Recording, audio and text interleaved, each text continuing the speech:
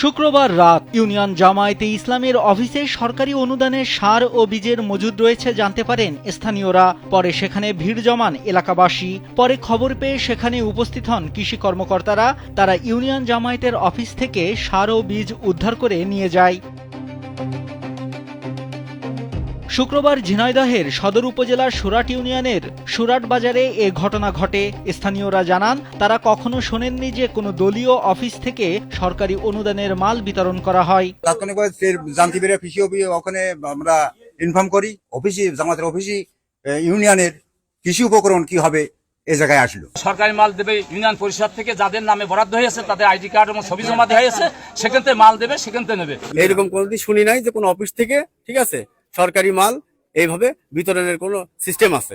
হ্যাঁ, এইটার তীব্র প্রতিবাদ জানাচ্ছি আমরা। এর তীব্র নিন্দা জানাই। আমরা এখনই এর বিচার চাই। তবে স্থানীয় জামায়াতের নেতারা জানান, সন্ধ্যা হয়ে যাওয়ার কারণে বিতরণ করতে না পারায় সার ও বীজ জামায়াতের অফিসে রেখে বাড়িতে চলে যান তারা। এগুলো ছিল আমরা ব্যস্ততার কারণে, আমাদের প্রতিদিন 4-5টা করে প্রোগ্রাম থেকে জামাত ইসলাম, সেই ব্যস্ততার কারণে আমরা এগুলো বন্টন করতে পারি। আমরা সার বিলি করতে পারছিলাম না। আজকে আমরা বিলি করছি, অধিক সবকিছু বিলি করে দিচ্ছি। আমরা সারগুলো না পাওয়ার কারণে, সন্ধ্যা হয়ে যাওয়ার কারণে আমরা এখানে রেখে আমরা তাড়াতাড়ি বাসে চলে গেছি। বিষয়টি নিয়ে ঝিনাইদহ সদর উপজেলার অতিরিক্ত কৃষি কর্মকর্তা জুনায়েদ হাবিব জানান, কৃষকের জন্য বরাদ্দকৃত সার ও বীজ রাজনৈতিক কার্যালয়ে মজুদ রাখার কোনো নিয়ম নেই। ঊর্ধ্বতন কর্তৃপক্ষ উপজেলা কৃষি অফিসার মহোদয় উনি সকাল 10টা এখানে আসবেন। ঠিক আছে, উনি এসে উনি এগুলো ব্যাখ্যা নেবেন।